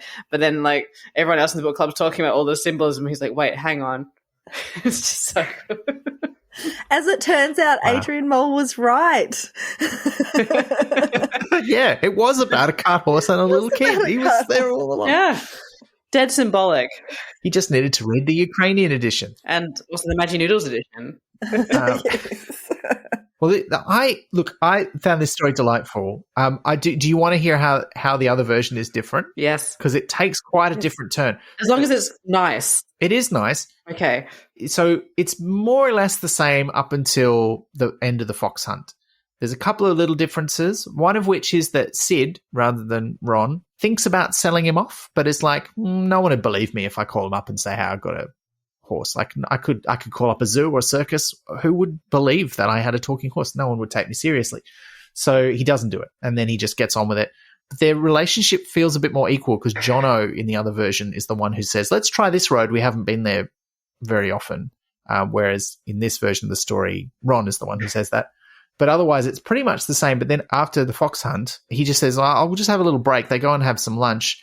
But when Sid goes inside to order some beers, he comes back out and the fox and the horse are gone. He's like, where'd they go? And he goes looking for them and he finds Jono on a carousel, like a merry-go-round with hobby horses on it, having a great time, but refusing to pay and like holding up the guy who runs it in his mouth. And the guy's like, he's been around like 20 times. He won't pay for it. And he's like, yeah, well, I don't have to. And so Sid pays him using up the last of his money. He's like, what are we going to do? But then this carousel is just outside of a circus tent. And the ringmaster comes out and goes, I heard your ventriloquism act. That's amazing. And Johnny's like, it's not ventriloquism. I can really talk. And he's like, oh, okay, well, that's also amazing. What if I hired you and your fox? And they're like, oh, okay, I guess. And he's like, well, look, before you commit, although Jono says he's in straight away. He's like, yeah, this sounds great. He says, come and see the show. There's an act on before you, like Esmeralda and her amazing horse. That's not the character's name. It's something even more incredible. The amazing Elvira and her dancing horse. That's right. And they're like, oh, Elvira and her dancing horse. They're like, this might be a rival. But then they're watching it and they both are instantly besotted with Elvira and the horse. And then there's a fire in the circus, just coincidentally. And Jono shouts fire to get everyone out. And then they rescue Elvira and the other horses and they join the circus and live happily ever after. So it's quite a different story from that point on. I love that too, though. And also that the fox was offered employment even though it doesn't have a skill. Yeah. Well, they all get married, right? And the last line of the story is, everyone got married, of course. After all, why not? Okay, sure. Great ending, Terry. But there's a great line where, Sid gets together with Elvira and Jono gets together with the silver horse. And then it says, even the fox shared a beer with a vixen that he met in an alleyway out the back of the pub because they all go to the pub for dinner as a celebration for surviving the fire. And you're like, that's cute, but also it's a bit overtly heteronormative. I mean, like, okay, it was a story for kids written in 1972. I assume that's what it was like. He didn't change it radically. So it was quite interesting. One whole year before the chickens were like marooned on that verge. Well, that's true. I hadn't thought about that. They happen kind of at the same time, don't they? Wow. So just to clarify, Elvira is a human, not a goat. Elvira is a human. Okay. Yes, Elvira is a human, not a goat. What do you mean, not a goat? Goat. Elvira is a goat name. Goat. No, I mean, famously, Elvira is a goat name. Liz, are you telling me that when you hear the name Elvira, you don't immediately think Mistress of the Dark? Is that? I think goat. Okay, all right. Fair enough. Is that not like a famous goat name? Or where's that come from in my life? I don't know. I don't know, Liz. Oh no. I'm gonna have to. Where are the goat? Yeah, it's come from somewhere. It's in a story somewhere, or like the deep dark recesses of nightmares. But we'll find out. I love that you waited, Liz. You got through the whole marriage. The courtship, the marriage, the fire, the beer after work, and then said, "Hang on, Elvira is a goat, right?" Yeah. Because how does a goat control a horse? Is my question. Sure. Yep, that's a good question. I don't know the answer to that. Yeah. There's a lot of little weird details that are different too that I'm just like, that's just a different choice. Like in this one, Jono's like, hey, Fox, get on my back. We're getting out of here. So it's like an invitation. It's deliberate. Whereas in the other version of the story, the fox is freaked out by everything that's happening and sort of leaps up into the air and just accidentally lands on Jono. And then Jono's like, oh, okay, let's get you out of here. Like it's sort of a weird happenstance. So there's lots of little things like that. And he added in some footnotes because, Terry Pratchett loves a footnote and there weren't any in this story, but he added some in for the other version. I'm pretty sure that was one of the other things he changed.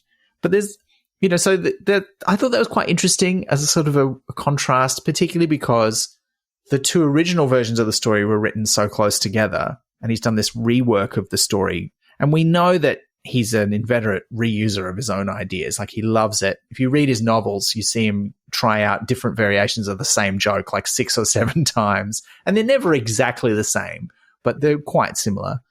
Have you ever taken a story and like just sort of gone, I liked this, but let's see what happens if I go somewhere very different halfway through? I mean, I tried to do that with a story recently, actually, in the publication that you and I are both in, Ben, the Geek Mook. Oh. And I had a story called Dog Star in there, which, I was happy with, but I wanted to revitalize it for my collection, Gunflower. And I think I just wrote the story into a new sort of death. It just, like, it really didn't need to be rewritten, but it also didn't belong in the collection. So I just had to face that. But I do that quite a bit with poetry. Like, I'll write a poem. I'm not really a poet, but I write them, and then it's not really working. And so I just take out the line breaks and prose poems are a you see, thing. you're still a poet. You didn't know it, but you are.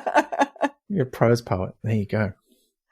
And I've done the same thing, with a short story that isn't working. I've added some line breaks and just turned it into a cool poem. I mean, that's why I'm not a poet, great. because I don't respect the form. I don't respect the line break enough, I mean, look, you're still making a very conscious choice about where to put those line breaks. I think you're selling your poetic skills short here, Laura. Yeah. I don't think there's any other way to define that. Yes, that's true. What else do we have to say about Jono's adventures here, though? I found this thoroughly delightful. When I started reading it, and it was like about a rag and bone man named Ron Weasel, and I was, clearly recovering from the fact that there was a character called Ron Weasel in 1972. But also I was reading it and just thinking, this might go somewhere bad. What's going to happen to this horse? And then it's just kind of this delightful story of someone asserting their rights as a worker and getting some respect from their boss and a better relationship, while also liberating a fox from horrible hunters and winning a horse race. Like, he just has a great day. I'm like, you could have called this story Jono's Great Day, and I would have been like, this is awesome. So I really enjoyed this. I thought it very uplifting. I did too. I thought it was such a warm and lovely story. And once again, Pratchett just really never looking down on the non-human characters, always privileging them as proper characters in the texts, not just there for the human experience, but completely having their own good time. And if the human comes along for the ride, well, good on him.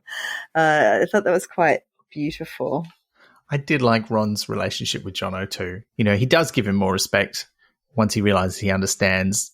And it doesn't sound like, it sounds like he's harsh of language, but not like abusive of Jono. But he just wanted a bit more respect. He's like, I don't want to leave. I'm not so unhappy with this job that I don't want to stay here, but I just want you to be nicer to me, right? Because I know what you're saying to me and it's mean. Yes. Which is a discussion we have in our house quite frequently about our cat. Is that occasionally my partner will talk about how stupid he is because of some of the things that he does. And to be fair, he does do some pretty stupid things. But I have this and it makes no sense, but I have this reflexive feeling that's like, no, don't call him stupid. He's not stupid. But I mean, he is by human standards quite stupid. But and she always rightly points out he doesn't know what I'm saying, and I'm not serious anyway. But it just triggers something in me. I don't know what it is. See, that's interesting because I always talk to my cats as though maybe they do understand me and they're just choosing not to admit it. For the record, I don't think that my cats understand me, but I talk to them as though they do. So, like, I find myself like, how everyone sings a stupid song to their cat about whatever they're doing. Or if you find yourself exclaiming, "You're a kitty," or "You're so cute and sweet" to your girl cat, you're like, but you're also smart and accomplished and autonomous, and you can do anything you want in the world. It's very good in affirming this. Yeah, you got to make sure that you're treating them properly and as though they understand you. They do understand on some level, because when we're saying these things to or about them, we're also, if we're there with them, not just on Zoom or something, we're giving off smells and other signals that we're not really aware of because we're so obsessed with language and vision. But they pick up on things. I met a kookaburra one time, and I was eating some nuts, and the kookaburra really wanted the nuts, and it was really, just right in my face, sitting really, really close to my head. And I ate all the nuts, and then I just started laughing at the kookaburra because the kookaburra just looked so, frustrated by this experience. And I stuck out my hand to say, look, there's nothing left in it. The kookaburra grabbed onto my hand with its beak and started flying backwards with the hand, trying to take my hand up to the nest. And it was just such a fuck you by the kookaburra. Like, not only did you eat all the nuts, but you laughed at me, mocking my laughter. I am just going to take you up to my nest and beat you against the trunk like a snake. That was what I got. Wow. Direction. That's amazing. Yeah. Oh. Yeah, I think you're right. I think animals do understand something. And also there's, the psychological part of it too, is that we don't understand an animal's psychology. So the only thing we can do is interpret them as if they are human, because that's the only psychology we do understand. So, I think there's an element where, and, I want to make it clear, my partner never steps over this line with the way she talks about our cat. But I do think there is an element where we do police our behavior around animals, not just for the animal's benefit, but also for our own. We don't want to get into a habit of the way we treat another living thing being awful, even if it's not really affecting that living thing because they don't understand the words that we're saying or the sentiment that we're giving. And I don't want to go into a rant about this, but I think this is also one of the elements we need to think about in the current rise of generative AI and chatbots and things, is that the way we behave to those things does affect the way we think and behave to other people potentially. So it's not just about how we treat an inanimate thing or an animal that can't understand us. It's also about the habits we're training ourselves in and the standards we're accepting in our own behavior. Absolutely. Yeah. The way we treat each other online as though we're these sort of separate beings that don't feel. In the comments section, don't read below the line and whatnot. Yeah. So I thought in those senses, this story was really quite a delight and a surprise, and I really enjoyed it. Yeah, and I love that Jono had autonomy throughout, like from before the story ended to presumably after the story ended, because he's choosing when to make his ability to speak known, and he's in control the whole time, really, and just sort of choosing his moment. And those final lines, life is going to be quite good from now on, and it was. It's so sweet and might be a little sort of light on if it wasn't for the deeper messages in the story of, of lessons learned and that interspecies interaction. Yeah. It's like I'd say to my cat, it's so sweet and so nice, but also it's really smart and good, and I respect it. That's right. Yeah.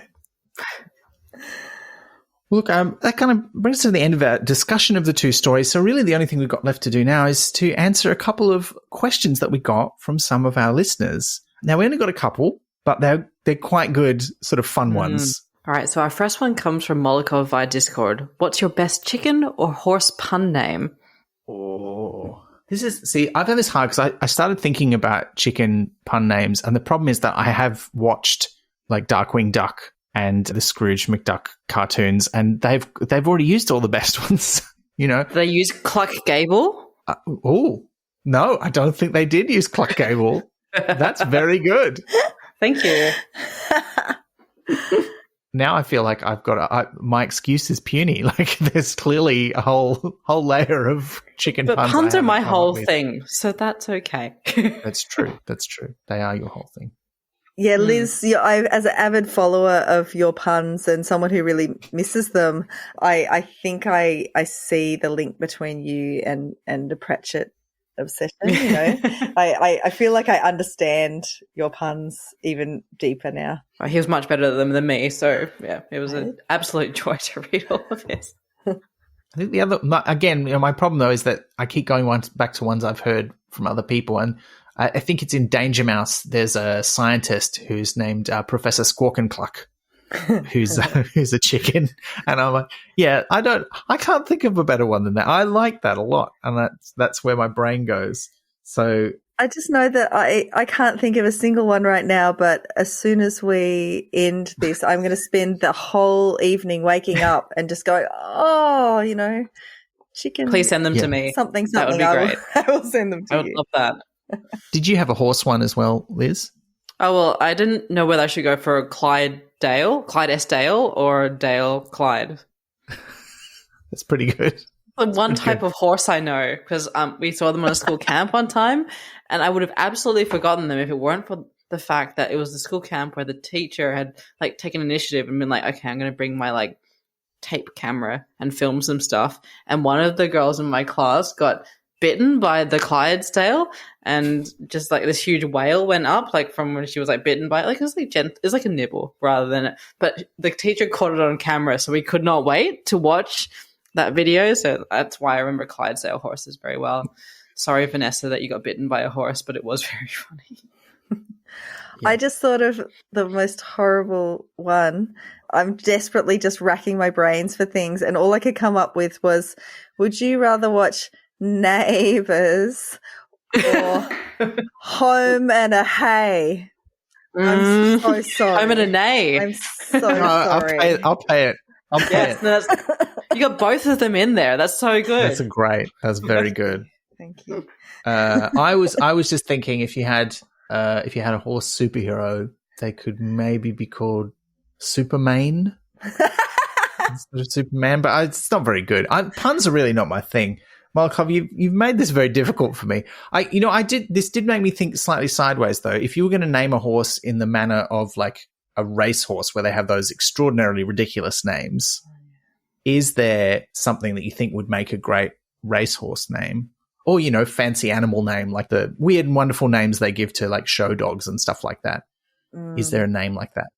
Can I tell you one that is not mine that I loved as a child, which I think explains a lot? A racehorse name where it was Hoof, Hoof, Hearted.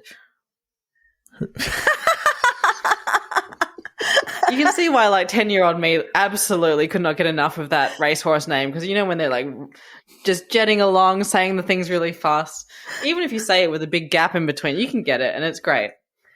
Oh my Lord, that's amazing. That is genius. Wow. I wish I could take credit for that, but that's just a formative pun. Yeah. I'm now remembering, so friend of the show, previous guest, Alanta Colley, had chickens for a while, and her chickens all had great pun chicken names. One of them was called Princess Leia.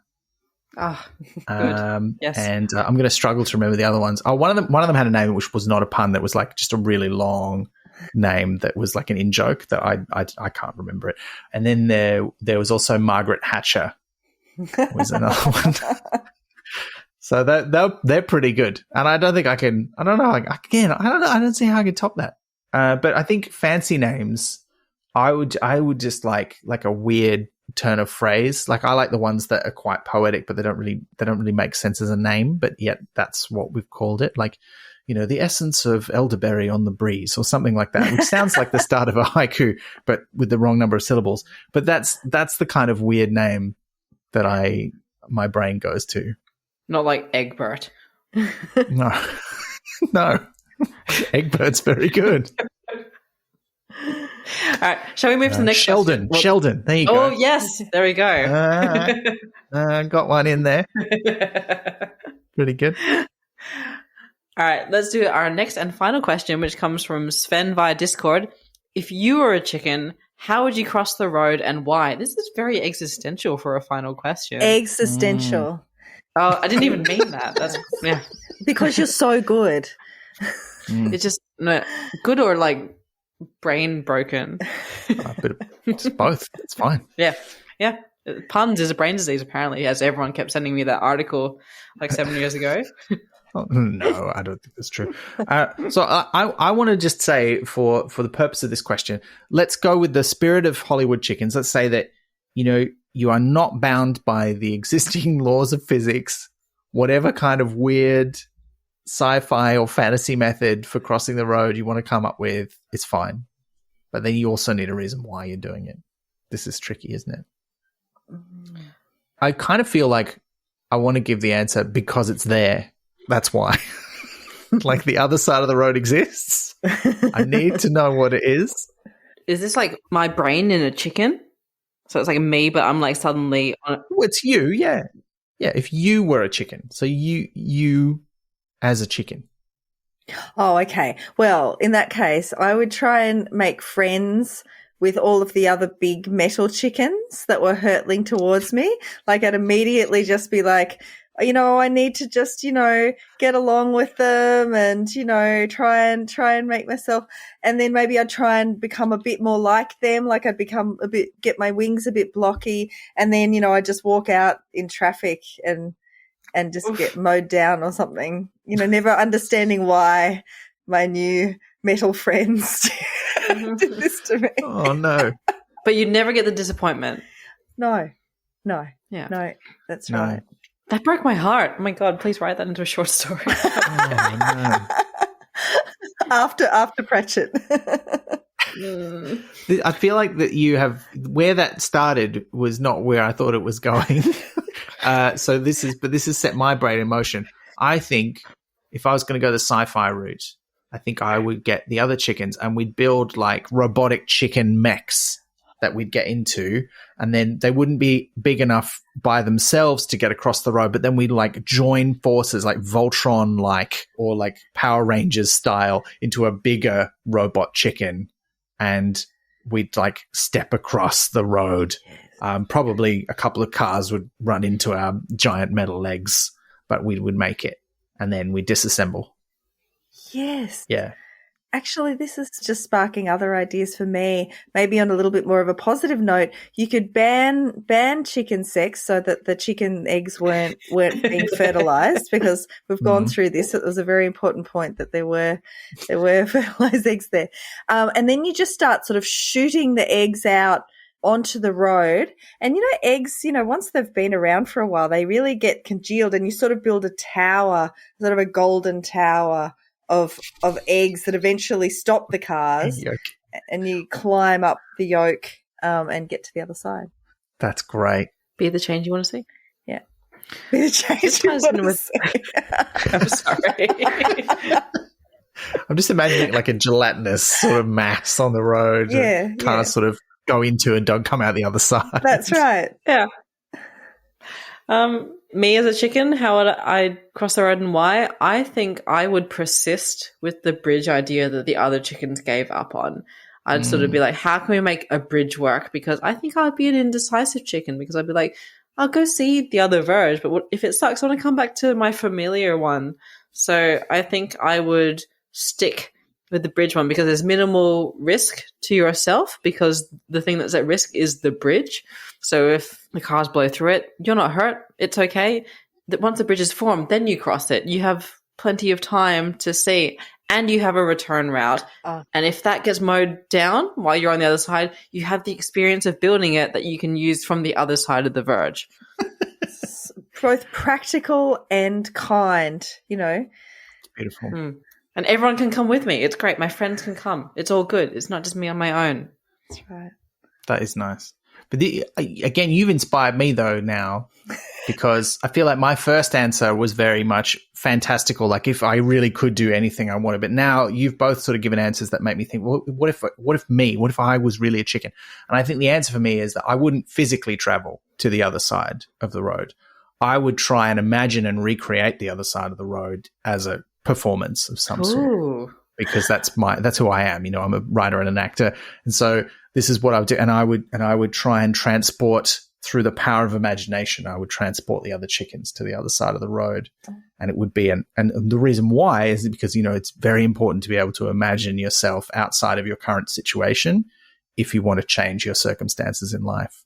So this is it's an important philosophical exercise as well as an artistic expression. So I think if I was going, what would I actually do if I was really a chicken? It would be something more like that, I think. That is everywhere beautiful. you go, you take the verge with you. Yes, that's right. Look, how do we top this question? Where do we go from here? I don't know. I mean, we go to the other side. I think we just insert an ad for Maggi Noodles and then we're done. That's what we've been missing this whole time. Every episode, we should have an ad for Maggi Noodles. I'm sorry, this is making me want to eat Maggi Noodles, so I feel like maybe we have become the thing that we don't want to become. Now you're really tempting me to go back and edit one in when I put this episode together, but I won't do that. I won't do that. But that does kind of bring us to the end. Laura, thank you so much for joining us to talk about these two ridiculous stories. Thank you for trusting me with these stories and for introducing me to such an extraordinary mind. For bringing your knowledge to this. Like, I mean, I feel like you added a whole nother level that we would not have been able to access. So thank you. And a book list as well. A very long book list and short story list. I feel like we should exchange some recommendations here because I have a couple of Terry Pratchett ones for you. Knowing your not only, personal but academic interest in talking animal and animal communication stories, I feel like the number one Terry Pratchett book that you should read is The Amazing Maurice and His Educated Rodents. Well, that is a fun one. Which is the first Discworld book he wrote for younger readers, but it's also about a talking cat and a bunch of talking rats and their adventures, and it's great. It's also a movie starring Hugh Laurie. There is also a movie, but don't watch the movie first. Read the book first. We haven't talked about the movie on this podcast, but I have thoughts, and but I really love the book. I love the book a lot, and the book is amazing. I think that would be a great one for you. You completely had me at Educated Rodents. I'm in basically. It's great, and that's another one where Pratchett has he talked about how he just had the whole idea for the story. Like he originally had it as an idea as a gag in a footnote in another book, and then one day he was in a pub with his PA, Rob Wilkins, and he just said, "Oh, I've got this whole story about this cat and these rats." And he's like, "What?" And there's some editions of the book that have Rob's recounting of Terry telling him about that at the start. So, yeah. Which ties in with your question from very early in the podcast. Yeah. So, yeah. Get an idea, did he do it? Yes. Yes. Yeah, well, that's true. Yeah, he did in that case. Is there a book of, well, obviously there's The Animals in That Place, which we can read if we want to read your take on talking animals. And you mentioned you have a new book of short stories out. Yes, Gunflower, and it's a real mixture of realism and speculative fiction, and a lot of the more speculative stories are in the voice of other animals. And I wrote a lot of them while I was writing The Animals in That Country because there were ideas that I couldn't put in the novel. Even though a novel's such a big beast, sometimes you just have to condition yourself to go with the narrative and make sense and all of that. And so I wrote all of these short stories as a bit of an outlet for these other ideas I was having. Well, that sounds amazing. Well, we'll check that out. And there's a chicken story. Oh, is there? Mm. Oh, yeah. Okay. Well, now we need to check this out. If people want to find out more about you and your work, where's the best place for them to find you on the internet? I have a website. It's just laurajeanmckay.com.au because the .com got taken while I didn't pay my bill in time. Who did that? Who would do that? Who would do that? Yeah, so my books are on there, or you can find me on social media too much as well. Wonderful. And you can find us on social media as well, of course, and on our website, which is pratchatpodcast.com. Thanks, past me. Yes, hello, it is present me. It's present Ben here now. And I just wanted to say thank you for listening to this episode, which we kind of prepared earlier. We scheduled an episode with Laura, and unfortunately we just couldn't find a place to record it that fit into our release schedule, but we still made time to record it, and we've sort of had it up our sleeve until we needed it. And it turned out we needed it this month. It's not often I edit an episode so long after we recorded it, and I gotta say, I kind of love it. It's a real surprise to me. I don't remember anything that we said in this episode, so listening back to it was a real delight. So thanks again, Laura, for joining us for this episode about some very silly talking animal stories. And thank you, of course, for joining us. I hope you enjoyed it too. It's probably our last episode about a short story. Certainly, it's the last one we've got planned at the moment. There might be one more that we do, but this is probably it. Unless, of course, you write in and tell us that you really love the short story episodes and you'd like to hear more. So if that is your opinion, please do let us know. Look, while I'm here, a little bit of Pratchett news. We don't indulge in this too often, but there's been so much going on in October. So a couple of things to know. One, Night Watch is being published as a Penguin Modern Classic, which means it will stay in print, which is quite exciting, but also it's getting a new introduction and annotations by 2 Pratchett scholars. At least I think they're Pratchett scholars. Pretty sure one of them is. The releases that have gone out have only mentioned their names and not really said anything about what their expertise is, but I'm pretty sure I recognise one of them as a noted Pratchett scholar, I think from Trinity College, Dublin, but we'll find out. We'll find out more about that, I'm sure. What else? Oh, yes, kind of appropriate for this episode's theme. A sequel has been announced to the Amazing Morris film. We don't really know anything about it at the moment except for who's writing it. It's not the same writer as the first film. It is a lot of the same core creative team, though, so no word yet on whether the same cast is coming back, but we can probably assume that they are. It should come out in 2027, so there's a bit of time, and it's currently got the title The Amazing Maurice, The Waters of Life, which I assume is some sort of take on the Fountain of Youth, or, yeah, I don't really know what that means. Anyway, we'll find out, so that's kind of exciting. And look, it's been confirmed that there will be a 3rd season of Good Omens. It will be one sort of telemovie that will be 90 minutes long. Neil Gaiman is no longer directly involved, although some of his writing will be in that. And one bit of local news. If you're in Perth this November, there is a production of Guards opening at the Rolling Stone Theatre on the 22nd of November. They have an amazing looking detritus costume. I'm really excited about this. It looks incredible. I cannot go to Perth for this. It is too far away for me. But if you're there, please go. Let me know what you think. I'd love to hear that. And if you saw either of the other recent Australian productions, there was a Fifth Elephant in Brisbane and also Masquerade in Adelaide in late October. It's just finished playing now. Let us know. We'd love to hear what you think about those shows. But that's it for us this month. Thanks once again for joining us. If you've got questions about the Clacks board game, which we'll be covering next episode, please send them in using the hashtag Pratchat82. And until next time, remember, if you're driving along a freeway, don't throw your old cassette tapes out the window. You just don't know what that tape will be used for. You've been listening to Pratchat, the monthly Terry Pratchett book club podcast with Pratchatters Elizabeth Flux, Ben McKenzie, that's me, and guest Dr. Laura Jean McKay. Pratchat is produced and edited by me on the unceded land of the Wurundjeri Woiwurrung people of the Kulin Nation. Our music is by David Ashton. You can find us on social media as Pratchat or Pratchat Podcast, and you can listen to past episodes and support the production of new ones via pratchatpodcast.com. Join the conversation for this episode using the hashtag Pratchat81. Pratchat is brought to you by Splendid Chaps Productions. We make entertainment for your ears, like the Doctor Who podcast Splendid Chaps and time travel comedy series Night Terrors. To find out more, visit splendidchaps.com.